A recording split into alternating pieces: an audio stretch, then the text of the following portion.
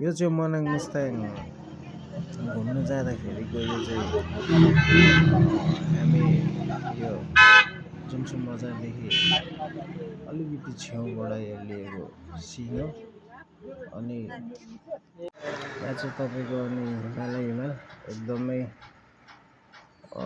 प्राकृतिक हिमालहरू एकदमै हेर्नलाई राम्रो लागेर यो चाहिँ हल्का भिडियो क्लिप मन लागेर चाहिँ गरियो होइन।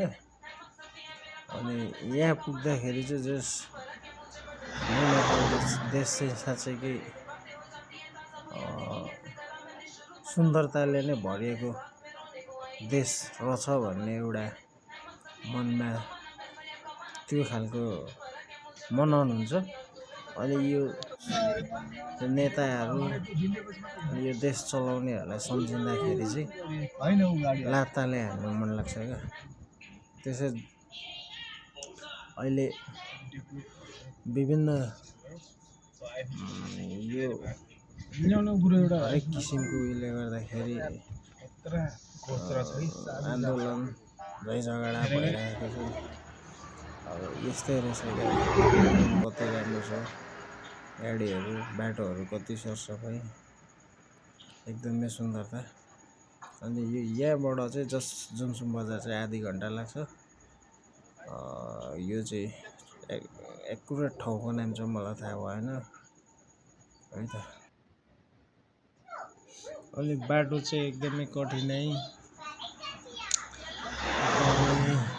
बाटो चाहिँ डेन्जर। अनि यो चाहिँ मुक्तिनाथ हामी जुमसुम जस बजार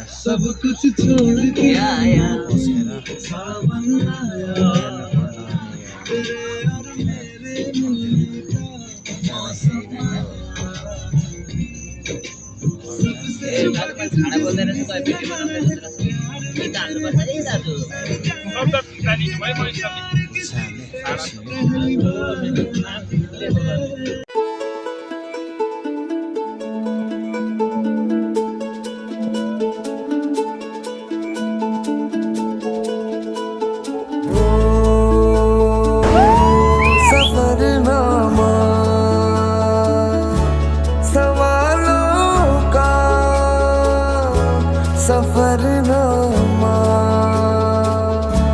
शुरू तुमसे खत्म तुम पे सफरनामा हो जिसे ढूंढा जमाने में मुझे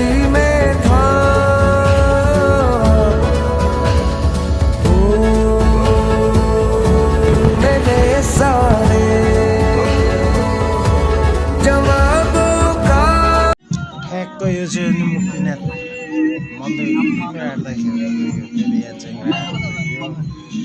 स्थानीय जनजातीय भनौँ न एउटा त्यो खालको ड्रेसहरू बाटैभरि थियो एकदमै दामी। अनि यो च्याङ्ग्रा चाहिँ तपाईँको एकदमै त्यहाँ अब यो मनाङ मुस्ताङतिर चाहिँ लास्टै महँगो। यसको मासु चाहिँ तपाईँको 10,000 किलो त्यस्तै बिक्री हुँदो रहेछ। हामीले खाइयो पनि दामी भयो, मिठो थियो, 1 किलो खाइयो। तर मैले चाहिँ पैसा तिरेन, सबै भाइहरूले तिरे। अब आफू त ड्राइभ गर्ने मान्छे ड्राइभर छुटकारा पनि पाइयो। अगाडि चाहिँ 2-3 गाडी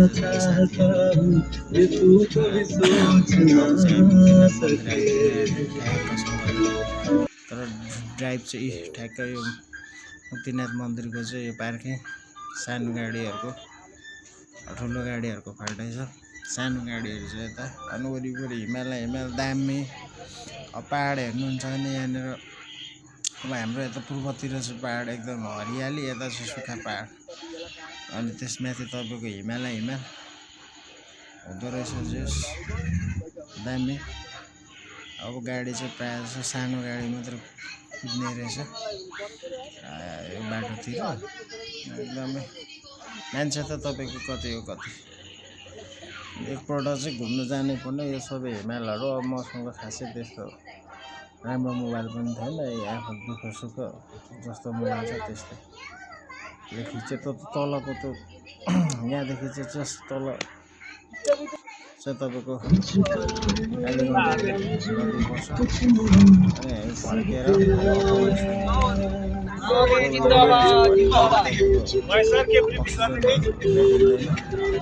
एकदम होसियारीपूर्वक हिँड्नुपर्छ अनि गाडी पनि खासै त्यस्तो कुदेन किन भन्दाखेरि अक्सिजन नभेटेको ठाउँमा गाडीले पनि तान्दैन अनि यो चाहिँ हुँदाखेरि माथि खाना खाइयो ठाउँमा हिमाल पहाडहरू हेर्दाखेरि एकदमै छक्क लाग्छ यो किन यस्तो भयो भन्दाखेरि त्यहाँको बासिन्दाहरूलाई यसो स्थानीयहरूलाई सोद्धाखेरि चाहिँ पहिला अब ब्रिटिसको पालामा हरूले चिजहरू निकालेर लगिसकेको त्यसैले त्यो त्यस्तै हो त्यो पहाडहरू कमेलाले त्यो माटो उठाएको जस्तै यो स्याउहरू 500-600 रुपियाँ किलो किनेर यहाँ चाहिँ बिमारी छ गुआइन्जेल खाएर स्याउ खाएर स्याउ नै हग्यो अनि यो 20 रुपियाँ किलोले घरमा पनि कति ल्याइयो कति खाने स्याउ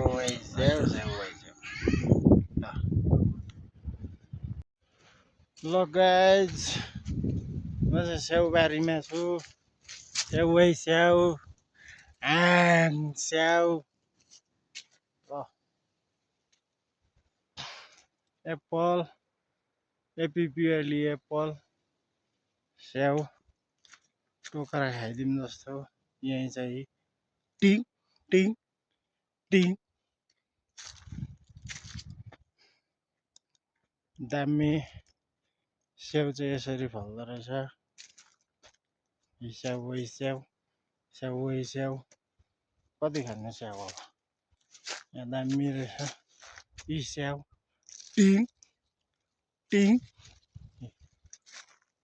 अनि यहाँनिर चाहिँ एकदमै टर्निङ बाटो डल्लै तपाईँको कहाँ बाटो त के खालको काठमाडौँ जाँदाखेरिको सिन्धुली टाइप फोरविलमा आएको रहेछ दामी यहाँ चाहिँ अलिक खतरा क्यामेरा भएको चाहिँ म उडी डान्स गरेर भिडियो गर्थेँ तर अब के गर्नु त्यस्तै भयो यहाँ चाहिँ यो टर्निङमा आउँदाखेरि चाहिँ हल्का मान्छे अलिक बुढापाकाहरूलाई चाहिँ साह्रै पर्दो रहेछ किनभने यहाँ अक्सिजन ठाउँमा पाइँदैन रहेछ यो चाहिँ अनि अप्पर मुस्ताङको यो चाहिँ के भन्ने ठाउँ यो बिर्सिहाल्यो ठाउँको नाम त्यो ठाउँको चाहिँ यो होटल हो कुन ठाउँको अरे भाइ यो ठाउँ कुन अरे लोमनथानको होटल नै हेरेर बस्यो लोमनथानको यो एकदम प्योर अनि यहाँ चाहिँ लोकल वा भन्ने रक्सी पाउँदो रहेछ त्यो रक्सी जाडो बस चिसो अनि यहाँनिर कन्ने केटा वेटरहरू एउटै देखिँदैन थियो लोमनथान कहाँमा दिदीहरू जस्तोले काम गरेर पुरै हामीलाई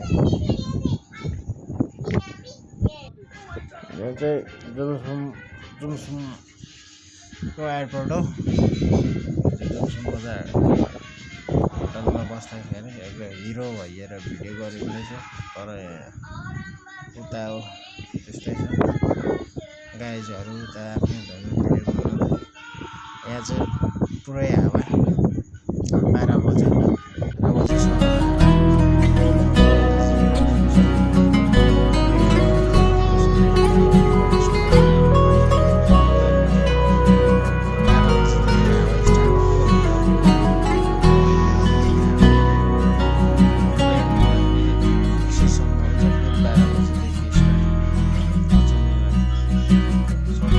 हवाई जहाजमा लाग्यो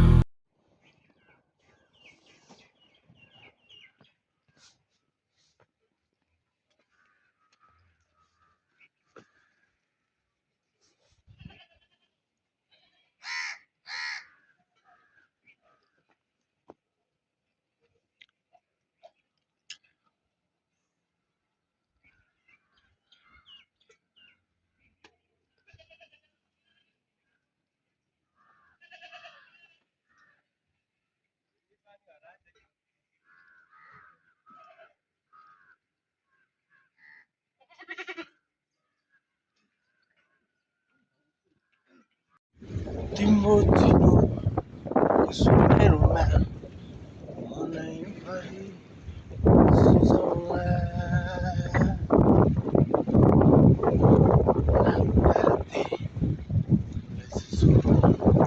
एकदम चिसो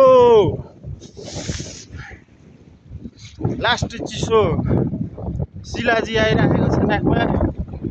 म चाहिँ यहाँ डाँडातालको किनारमा एकदम आइरहेको छु। एकदम पर चाहिँ रेस्टुरेन्टहरू बस्ने ठाउँहरू